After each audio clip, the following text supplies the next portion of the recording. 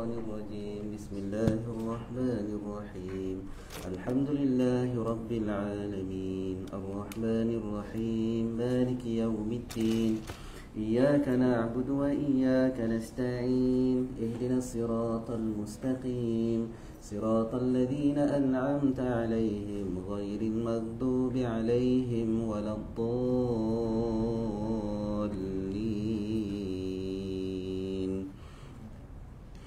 بسم الله الرحمن الرحيم الحمد لله رب العالمين وبه نستعين نحمده ونستعينه ونستغفره ونعوذ بالله من شرور أنفسنا ومن سيئات أعمالنا من يهده الله فلا مضل له ومن يضلل فلا هادي له نشهد أن لا إله إلا الله ونشهد أن محمدا عبده ورسوله ونصلي ونسلم على هذا النبي الكريم ومن دعا بدعوته بإحسان إلى يوم الدين سبحانك لا علم لنا إلا ما علمتنا إنك أنت العليم الحكيم ولا حول ولا قوة إلا بالله العلي العظيم رب اشرح لنا صدورنا ويسر لنا أمورنا واحلل عقدة من ألسنتنا ويفقهوا أقوالنا أما بعد Muslimin muslimat rahimakumullah. Assalamualaikum warahmatullahi wabarakatuh. Alhamdulillah, kita rafa' kesyukuran kepada Allah Subhanahu wa taala dapat bertemu pada malam yang berkah ini bagi meneruskan perkongsian kita. Saya pada malam ni macam nak menangguhkan kita punya kuliah sementara. Bukanlah maksudnya tak ada kuliah dah. Untuk cerita tafsir pada malam ini kita tangguhkan dulu sebab saya nak berkongsi dengan tuan-tuan dan puan rahimakumullah pada malam ini cerita tentang ajaran sesat kot ataupun fahaman yang salah.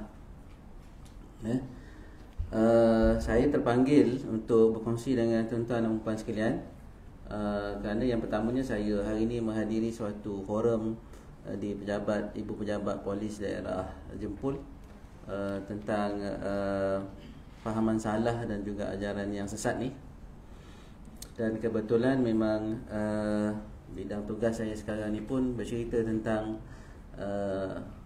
ajaran sesat lah makanan saya pada sekarang ni ya. Baik, sebelum tu saya tadi sampai tengok ada kereta polis kat sana dengan sekumpulan pemuda-pemuda yang bawa motor yang membuat bising dan sebagainya. Saya tak tahu apa yang berlaku. Ada yang tahu apa yang berlaku? Saya ingat 2 kali dah kot saya sampai sini waktu senja berlaku macam tu. Ada polis datang kemudian mengurai, mengalau mereka dan sebagainya. Mungkin ada lah aktiviti budak-budak ya. Rutin mingguan setiap Ahad. Oh baguslah. Dia ada usrah dekat situ kan. Jadi satu hari kita boleh join sekali kot ya. Wah, speaker betul nasyid kat situ. Baik, tuan-tuan rahimakumullah, kita masa tak banyak, ada kurang 37 minit ya, setengah jam. Dan kita dah pun masuk hari ni 13 Syakban, kurang lebih 17 hari lagi kita akan bersama dengan Ramadan Al-Mubarak. Dan kita dikejutkan dengan macam-macam lah mutakhir ni, dengan Blackpink dengan mentega terbang. Jadi mungkin di kalangan kita ada yang tak pernah dengar apa tu mentega terbang.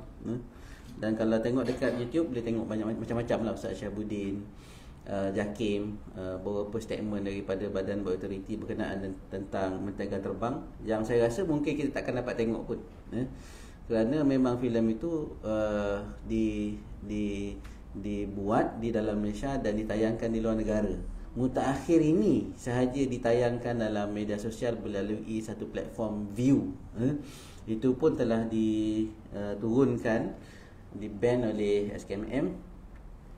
Tapi saya nak mengajak tuan-tuan dan puan melihat sedikit apa yang ada pada filem Mentega Terbang itu. Sebagaimana saya difahamkan dalam forum pagi tadi di pejabat polis. Yang pertama saya nak menarik perhatian tuan-tuan rahimakumullah dengan ideologi liberalism dan pluralism lah. Jadi filem ini syarat dengan ideologi pluralism dan liberalism.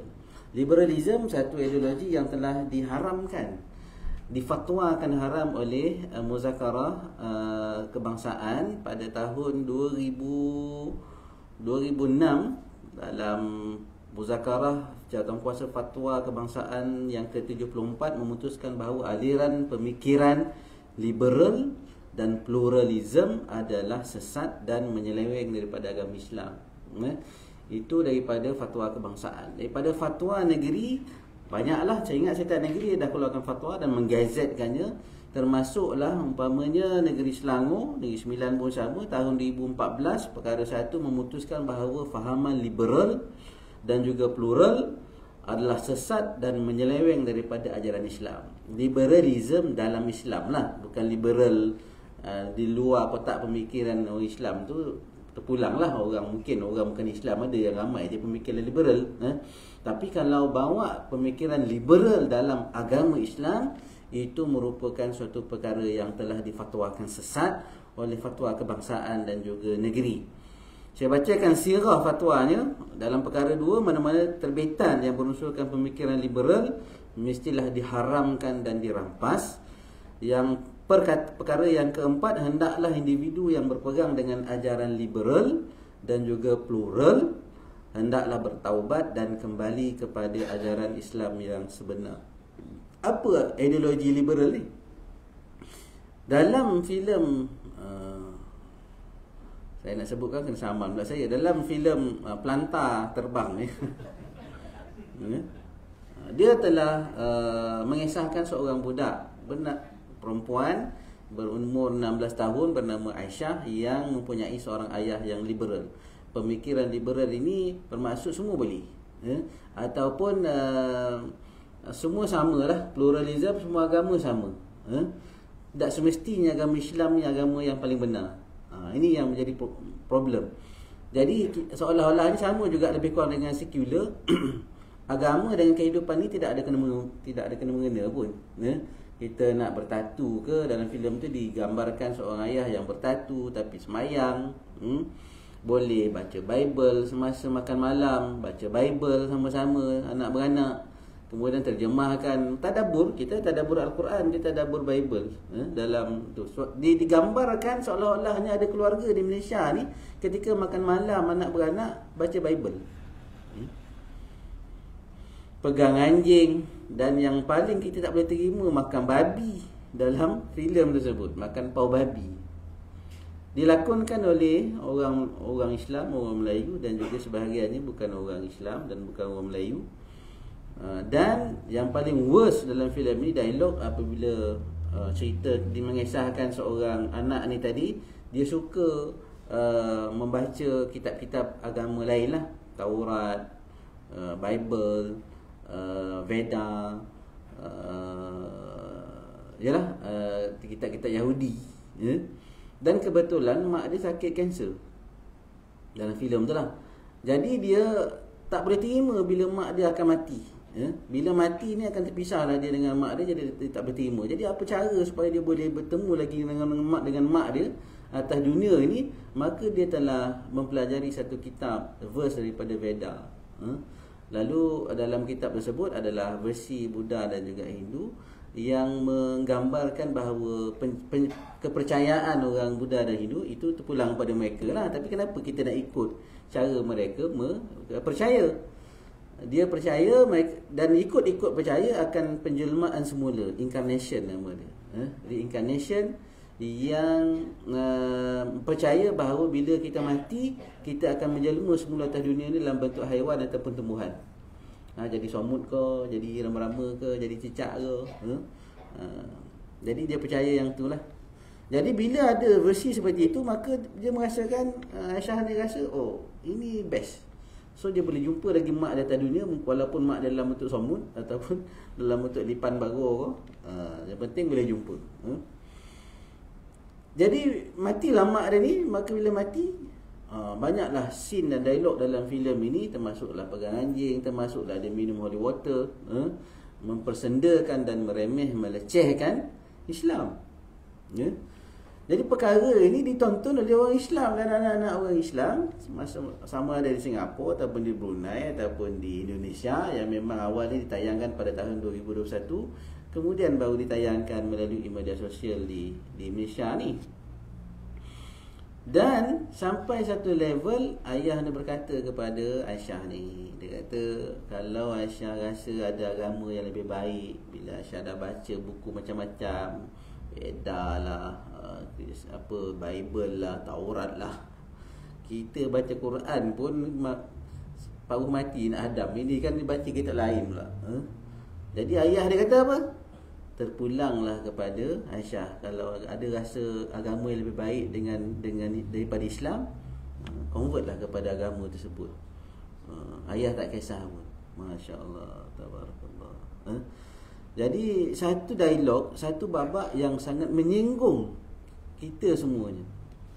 Jadi rupa-rupanya inilah jarum-jarum halus yang cuba nak disuntik ke dalam pemikiran anak-anak kita pada hari ini.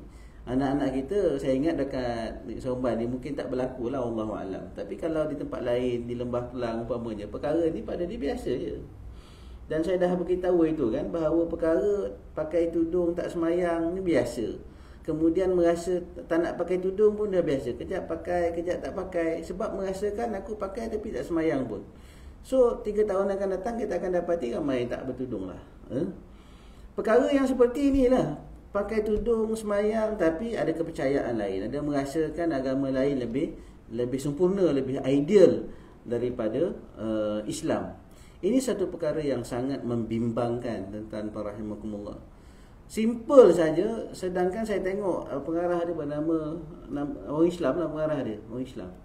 Belajar, pernah hafal Quran, dikatakan dalam wawancara tu dia pernah sekolah agama, dia pernah belajar bahasa Arab tinggi, mendapat didikan Islam yang sempurna. Tapi bila dia dah besar ni, dia merasakan dia ada satu pemikiran yang lebih ideal tentang Islam ini, untuk melihat agama-agama lain pun mungkin benar, agama-agama lain pun mungkin betul. Mungkin agama-agama yang banyak ni mungkin satu ujian untuk kita. Bagaimana kita nak bermualah dengan agama tersebut, tak ada siapa pun boleh claim bahawa agama dia benar. Itu pemikiran yang ada pada dia. Nak tahu benar atau tidak, nanti dah mati baru tahu. Wah, ini sangat berbahaya. Sedangkan dalam Al-Quran, Allah Subhanahu Wa Taala menyebut bagaimana, saya cerita itu, Nabi SAW diberi, ataupun pada ketika itu ada pun ajakan daripada Abu Jahal supaya dengan pemikiran liberal ini, 3 kali memorandum Abu Jahal kepada Nabi SAW. Yang pertama, jumpa dengan Abu Talib, kata kepada Abu Talib, kata kepada Muhammad, wahai Abu Talib, jangan sebar dakwah dia, kalau tak kita orang pukul. Abu Talib kata no, kan. Kemudian datang lagi Abu Jahal, bawa seorang budak lelaki, lawa budak pandai baca, pandai tulis, anak orang berada, supaya ditukarkan dengan Muhammad. Kau ambil budak ni kepada Abu Talib, di offer Muhammad bagi kat kita orang. Abu Talib kata no, aku belum gila, kan. Kau suruh aku ambil anak orang bolo, kemudian kau nak aku bagi anak aku pula supaya aku bunuh. Aku belum gila lagi. Tapi cara ataupun usaha Abu Jahal yang kali ketiga, usaha yang liberal. Dia datang kepada Nabi SAW, lalu dia kata, ya Muhammad, kita tak payah gaduh, kita relax, kita tenang, kan. Kau nak apa aku bagi? Nak perempuan, nak harta, nak pangkat, aku boleh bagi. Dan aku boleh terima kalau kau boleh, aku sembah agama kau, sembah Tuhan kau setahun, dan kau sembah Tuhan aku setahun. Macam tu kita buat, setahun sembah berhala, setahun kita sembah Allah, macam. Dia boleh kau tim macam tu. Ini juga satu pemikiran yang liberal. Dalam scene, dalam dialog, pelantar terbang, Aisyah ni dengan seorang kawan ni yang bukan Islam. Kawan ni bawa pau ayam dengan pau daging. So dia bagi pau ayam ni kepada Aisyah. Budak Hindu ni kata, aku belikan pau ni, tapi kita tak tahu pau ayam kan ni halal ke haram. Aku beli je, tak apa, dia makan yang pau ayam. Lepas tengok member yang bukan agama Islam ni makan pau daging tu, dia kata tu pau apa? Aku nak rasa sikit, kata Aisyah. Yang si kawan dia kata tak boleh, ini pau babi. Lepas tu Aisyah kata, apa salah aku makan? Aku tak ada masalah aku makan tu. Dan kau pun hari tu dia kata kepada kawan yang Hindu ni, kau datang rumah aku, kau makan lauk lembu kot. Apa bezanya kalau hari ni aku makan pork baby? Oh, dia main dekat situ. Dalam konteks tadi, Abu Jahal yang offer kepada Nabi. Sekarang ni Aisyah pula yang offer kepada kawan ni, aku nak makan, kau pun makan je hari tu daging lembu dalam kat rumah aku. So what? Jadi tetap kawan dia kata tak boleh, kau orang Islam lain, kau tak boleh makan ni daging ni. So Aisyah kata, kau masukkan balik dua paus ni dalam plastik, kau pusing-pusing kan, rincor-rincor kan. Pusing kat belakang macam ni, nanti aku akan pilih secara rawak mana-mana paus yang akan kau ambil, kau makan. Lalu dia pun ambil je serok makan. Dan dia macam tersentak je. Mungkin apa yang dia makan tu adalah paus babi tu. So saya nak beritahu kat sini tuan-tuan rahimakumullah, ada pemikiran yang dah meresapi otak anak-anak kita, merasakan oh mungkin juga agama dia betul. Sedangkan dalam konteks Nabi berbicara, berdialog dengan Abu Jahal tadi, Nabi SAW simple je. Nabi terus bacakan kepada Abu Jahal, ya qul ya ayyuhal kafirun la a'budu ma ta'budun wa la antum a'biduna ma a'bud. Kita takkan boleh sama. Kita takkan boleh membenarkan dan merasakan agama mereka benar. Ini adalah kepercayaan kita. Sebab dalam surah Al-Kafirun jelas, aku tak sembah Tuhan kau, kau tak nak sembah Tuhan aku takkan beribadah cara engkau, dan kau takkan beribadah cara aku. Bagi kamu agama kamu, bagi aku agama aku lah. So kalau kau rasakan agama kau benar, maka tetaplah dengan agama kau. Tapi aku sebagai seorang Islam, ini benda yang aku tak boleh. Sekarang ni seolah-olah kita merasakan dengan liberalnya Islam ni barulah kita bukan boleh maju. Dalam filem ni ini yang nak diserapkan. Dengan kalau kita tidak boleh terima perkara-perkara seperti ini, kalau kita merasakan kita saja yang benar, agama lain salah, ataupun kita memang tak boleh makan babi, kita tak minum arak, kita tak boleh bercampur lelaki perempuan, ini akan menjadikan kita tak maju. Ini yang barangkali nak cuba disampaikan, wallahu alam. Dan itulah yang boleh kita lihat apabila ada pemimpin-pemimpin yang berfikiran liberal menerajui sebuah negara, merasakan Islam ini akan terbantut kemajuannya kalaulah Islam ini, orang Islam ini ikut sangat syariat ini. Ini yang kita bimbang tuan-tuan rahimahullah. Ini satu perkara lah, liberal dan juga plural. Plural ni merasakan agama semua sama je. Kita boleh dalam satu tempat kita berdoa, ni cara dia berdoa, ni cara ni agama berdoa, ni cara ni agama berdoa, kemudian sama-sama berdoa, tak ada masalah. Bunga-bunga liberal dan plural ini sebenarnya dah lama dah. Start daripada kongsi raya. Ingat tak? Dulu bila sama raya kita pun elankan kongsi raya. Dan pada ketika itu dah ramai dah orang tegur pun, orang Islam kita, ulama-ulama dah tegur. Raya kebetulan sama hari pun kita tak boleh nak merayakan sama-sama. Perayaan kita adalah kita. Memang Islam ni sampai satu keadaan kita akan kembali dagang, kita akan kembali asing, kita akan dilihat pelik. Itu biasa.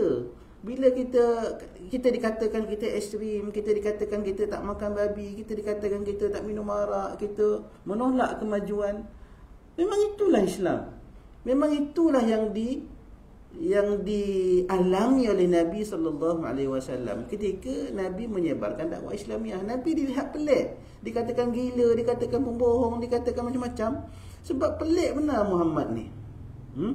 Orang lain semua main perempuan, minum arak, sembah berhala, melakukan aktiviti-aktiviti yang tak baik, zina, makan riba, menipu dalam timbangan dan sebagainya. Tapi Nabi tak buat. Nabi jujur dalam perniagaan, Nabi jujur ketika bercakap, Nabi amanah dia. Dan Nabi dilihat pelik pada ketika itu. Orang Islam yang mula-mula menyertai Nabi di kalangan hamba, para sahabat, orang yang sukar, orang yang fakir, mereka ini dilihat pelik. Tuan-tuan rahimakumullah, begitulah kita. Kalau kita merasakan dengan Islam yang bersyariat ini kita akan jadi pelik, kita akan tak maju, kita juga silap sebenarnya. Kadang-kadang kita merasakan Islam ni mesti ikut kita. Kita mesti sesuaikan Islam ni dengan zaman. Ada benarnya, tetapi tak semua perkara Islam kena ikut peredaran zaman. Tetapi zamanlah yang kena ikut Islam. Satu keadaan. Keadaan yang kedua, tuan-tuan rahimakumullah, kita dikejutkan dengan banyak lagi. Semalam hari tu penguasa agama tangkap satu kumpulan zikir ataupun mungkin tarikat, wallahu alam, tetapi di Johor, ketua ajaran tersebut ada PhD, double PhD dia. Dikatakan begitulah. Tapi dia hanya aim orang perempuan aja. Kuliah duha mari kat dia. Kita fikir apa masalahnya dengan zikir Asmaul Husna? Kita pun duk berzikir je Asmaul Husna. Walillahil asmaul husna fad'u biha, kan? Setiap kali kita nak baca doa pun kita baca bertawassul dengan Ar-Rahman, Ar-Rahim. So apa masalahnya? Kenapa nak sampai kena tangkap? Dia masalahnya bukan pada zikir Asmaul Husna. Walaupun nama kumpulan tersebut kumpulan zikir Asmaul Husna, wallahu alam.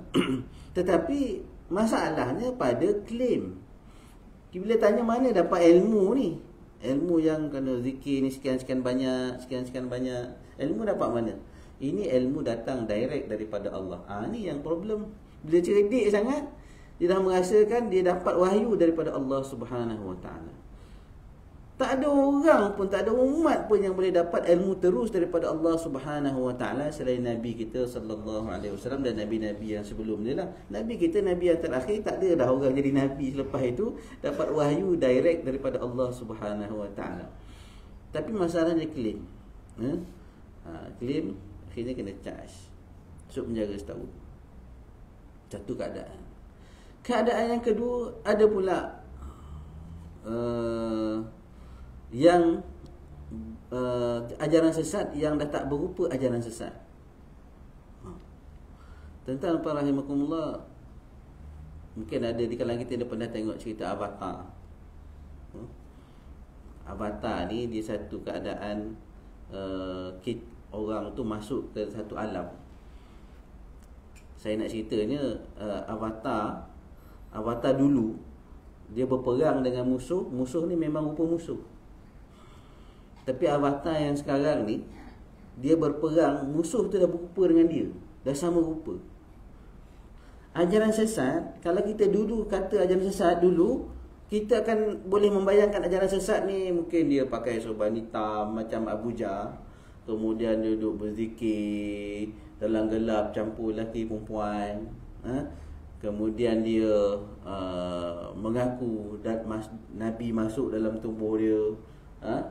Kemudian kita boleh tengoklah kesesatan dia tu daripada percakapan dan juga penulisan dia. Klaim kata dia bermesyuarat dengan Nabi, dia berjumpa dengan Nabi sesuka hati, jumpa dengan Abu Bakar, jumpa dengan Umar, suka hati dia lah bila nak jumpa. Tapi sekarang ni ajaran sesat ini dah tak berupa seperti itu lagi. Dia dah berupa manusia biasa. Dia dah berupa dalam bentuk dewan perniagaan, pusat motivasi. Ada satu ajaran sesat hari ni, dia berbentuk koperasi, berbentuk dewan perniagaan. Iklan besar-besar, siapa nak join, nak settlekan hutang, tak nak terlibat dengan riba, nak selesaikan hutang-hutang lapuk, join persatuan ini, dewan perniagaan ini. Ramailah yang nak masuk. Bila ramai yang nak masuk, dia kumpulkan 300 orang, bawa 300 orang ni ke Pulau Besar Melaka. Dah pelik dah situ. Kita nak masuk koperasi ni apa pasal pula sampai ke Pulau Besar? Tapi mungkin orang tak sedar lagi, kan? Sampai Pulau Besar, kena bai'ah pula. Pengasas dia bai'ah. Saya gini takkan membocorkan rahsia. Saya membai'ah, dialah Amirul Mukminin, dialah ketua ke apa ke benda. Akhirnya cerita nak membayar hutang, cerita nak meningkatkan ekonomi dia tadi, tinggal cerita je. Rupanya di train 300 orang ini bawa dalam hutan di Ulu Rening. Kalau tuan-tuan ingat, boleh buka nanti YouTube ataupun dekat Google, penangkapan di Ulu Rening. 300 orang ni tuan-tuan telah direkrut untuk jadi tentera-tentera Islam yang dianggap sebagai tentera-tentera Badar pula dah. Dah siap nak buat senjata macam Al-Maunah juga. Tapi duit banyak. Bila sampai level dia ta'assub, ni tadi bila dia dah kumpul dalam satu tempat, berzikir dan sebagainya, kemudian klaim Nabi masuk dalam tubuh. Sampai satu level klaim Allah pun masuk dalam tubuh dia. So dia bercakap, sampai dia bercakap, yang bercakap ni bukanlah aku tetapi Allah. Yang bercakap ni bukan aku tapi adalah Rasulullah. Pengikut-pengikut yang ta'assub cium kaki dia. Di tangan dia ada syurga dan neraka. Siapa tak nak? Petik saja. Siapa nak bagi 10,000, bagi 10,000, bagi 3,000, bagi beribu-ribu. Sampai kan dia jadi kaya pun. Ya? Kemudian buat bentuk motivasi. Macam-macam motivasi. Kadang-kadang kita ingat, ini bagus. Ada senam aerobik, ada tuition, ada motivasi untuk macam-macam lah. Kemudian ramai yang masuk. Yang masuk kemudian siapa yang lepas ni daripada program ni nak rasa makam lebih tinggi lagi, masuk program kita yang kedua. Bertemu dengan Syekh kita, Syekh Kabir kita. Kemudian bayarlah. Mula program free. Tapi untuk siapa bertemu dengan Syekh, siapa nak makam tinggi lagi, kena bayar 3,000. Bayar untuk bertemu dengan Syekh. Syekh dia tidak akan dijelmakan dalam program yang pertama tu. Program yang kedua tu baru dia datang. Jumpa Syekh, cium tangan, cium kaki dan sebagainya. Jadi tuan-tuan rahimakumullah, perkara-perkara seperti ini sangatlah kita khawatir. Kalau tuan-tuan ingat, saya nak cerita yang mana dulu Siti Amirah, yang dalam satu keadaan dia masuk satu pentas lawak, konon-konon lawak lah satu tempat di kelab yang tertutup. Kemudian dia kata dia hafal 15 juzuk Al-Quran. Lalu dia membuka tudung dia, kan, buka tudung, buka dia punya baju, tapi tak lawak pun. Kat mana yang lawak pun saya tak tahu. Sebenarnya apa yang berlaku kepada budak ini, tuan-tuan? Bagaimana boleh jadi macam tu sekali? Rupanya di sebalik cerita dia tu dikatakan dia memang betul dia pernah belajar di tahfiz, di satu sekolah tahfiz. Dia ni merupakan anak angkat, tapi merasakan diri tu dianak tirikan, merasakan diri tak dapat kasih sayang ibu dan ayah angkat dia. Wallahualam, itu klaim dia kepada dia. Jadi susah masa sekolah dan sebagainya. Tapi mak ayah pun bagus, hantar di sekolah tahfiz, 15 juzuk dia hafal. Tetapi bila dia dah bekerja, masuk universiti, bekerja, dia merasakan ada satu batu dalam badan dia, dalam hati dia yang perlu dia luahkan. Akhirnya jadi macam tu. Berkawan dengan orang yang ada pemikiran seperti yang saya sebutkan tadi. Kemudian yang lebih malang, dia sendiri mengaku dia telah pernah mengadakan 5 parti liar, yang dalam parti itu macam-macam ada. Baik tuan-tuan rahimakumullah. So dekat sini saya nak mengajak tuan-tuan rahimakumullah sekalian, kita tengok-tengok anak kita. Kat rumah tengok anak kita, tengok handphone dia, tengok badan dia. Bukan kita suruh tengok badan tu, kita tengok aurat dia, tak. Kita tengok apa ada tatu ke kat belakang badan dia, apa rantai yang dia pakai, apa keychain yang dia pakai dekat kunci dia, dekat beg dia. Sebab kita pernah ada kes pun dekat Negeri Sembilan ni, pakai tudung sekolah agama, bila accident tersingkap tudung dia dalam keadaan dia dah meninggal, rupanya ada rantai salib. Mana dia dapat? Apa sebenarnya yang telah berlaku? Ini menjadi persoalan kepada ibu dan ayah dia sampai dah sekarang ni. Bila tengok rupanya anak ada tatu, dekat belakang ada tatu, ada bukan sekadar tatu, ada tindik piercing, ada tindik biasalah telinga kan. Ini bukan tindik kat telinga, tempat lain dia tindik. Dekat lidah dia tindik, dekat pusat dia tindik. Minta maaf cakap dekat dada dia pun dia tindik. Dekat situ pun dia tindik. Jadi bukanlah saya kata kita kena singkap semua, tapi jangan biarkan anak-anak kita dilepaskan begitu saja. Jangan kita percaya dia bulat-bulat. Kita kena ada cemburu sedikit walaupun 10%.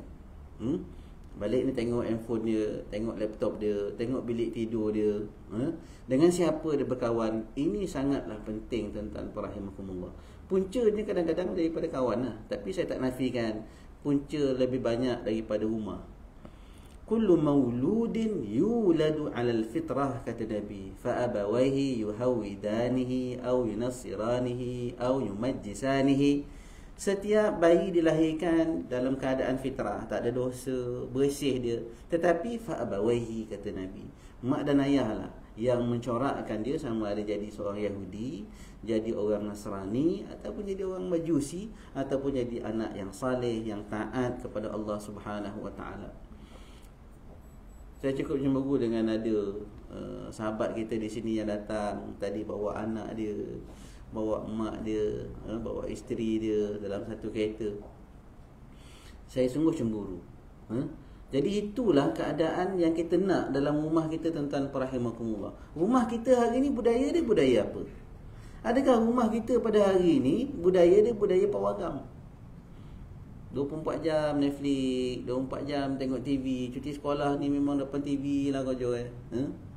Adakah rumah kita budaya dia budaya cyber cafe? Main game, yang seorang ni main game dalam bilik, yang seorang ni main game dalam bilik, yang seorang ni duduk depan TV. Adakah budaya dalam rumah kita budaya buffet, budaya makan kat hotel, budaya makan macam makan McD, makan, kejap makan, asyik makan. Adakah budaya kita budaya macam-macam lah, budaya yang tak berapa nak baik, budaya yang lara, budaya yang sia-sia. Jadi kalau itu yang ada, itu yang disajikan kepada anak-anak kita ketika dia membesar, maka sudah barang tentulah perkara-perkara yang seperti saya sebutkan tadi tidak mustahil lah berlaku. Jadi bila nak masuk Ramadan Al-Mubarak ini, kita bukan sekadar nak menunggu Ramadan untuk kita beramal, tetapi kita nak menukar budaya dalam rumah kita. Budayanya budaya ilmu, budayanya budaya baca Al-Quran, budayanya nanti budaya solat berjamaah, budayanya nanti budaya qiyam, budayanya nanti budaya kejut, tegur, elak, tarik anak-anak supaya datang semayang, kerjakan semayang, datang masjid. Supaya apa? Supaya ada nilai takwa dalam diri dia, supaya ada nilai takut kepada Allah Subhanahu wa taala dalam diri dia. Sebab tu kita tak pelik bila pengarah filem Pelantar Terbang ini sendiri menceritakan dalam satu wawancara dia dengan seorang host daripada Indonesia, dia sendiri mengatakan memang dia belajar agama gitu gini, dan dia buat filem ni memang bukan untuk Malaysia. Dah viral dekat luar, baru saya nak masukkan di Malaysia, dan kita orang dah standby, dah peguam-peguam. Dia dah selangkah ke hadapan daripada kita semua pun. Dia tahu dah orang Malaysia akan ban, orang Malaysia akan marah, orang Malaysia akan saman, orang Malaysia akan macam-macam buat piket mungkin. Tetapi dia dah standby dah dengan peguam-peguam dia. Dan perkara ini yang lebih menyedihkan bukan datang daripada orang bukan Islam, tetapi anak kita sendiri yang mengaku dia belajar sekolah agama dan sebagainya. Jadi di mana silapnya, tuan-tuan rahimakumullah? Di mana silap dia?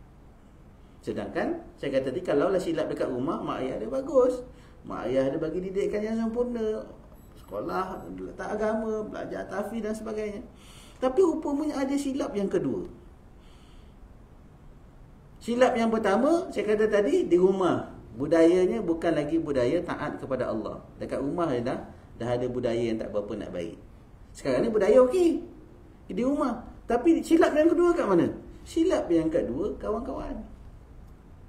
Bila dia di luar, dia berkawan, rupanya kawan-kawan yang keliling dia, yang penulis skrip, yang pelakon, yang memberi idea, semuanya orang-orang yang bersama aliran pemikiran dengan dia. Ya? Orang yang sama-sama nak memasukkan jarum-jarum halus pemikiran ideologi liberalism ini kepada anak-anak kita. Jadi pun di sini pun menjadi suatu cabaran kepada kita pada hari ini, macam mana kita nak tackle anak kita ni supaya tak berkawan dengan orang yang tak tentu arah. Orang kalau kita nampak fizikal dia tak betul, senang kita elak kan. Jangan kawan dengan dia. Dia fizikal dia tak berapa nak baik. Contohnya bertatu, tak semayang, minum arak. Tapi kalau yang rosak pemikiran ni, kita tak nampak. Jadi kita kena berkawan dengan kawan kita, dengan anak-anak kita, tuan-tuan rahimakumullah. Kita bukan sekadar jadi ibu dan ayah, tetapi kita kena jadi kawan dia yang sampai level dia boleh mengadu masalah dia kepada kita. Kalau anak-anak tak boleh mengadu kepada kita, kita bukan kawan dia. Satu masa dia akan mengadu kepada kawan-kawan dia yang menjadi penyelesai masalah dia. Malangnya kawan-kawan punya idea bukan idea yang baik. Jadi saya rasa sekadar di situlah, dah masuk dah pun isyak.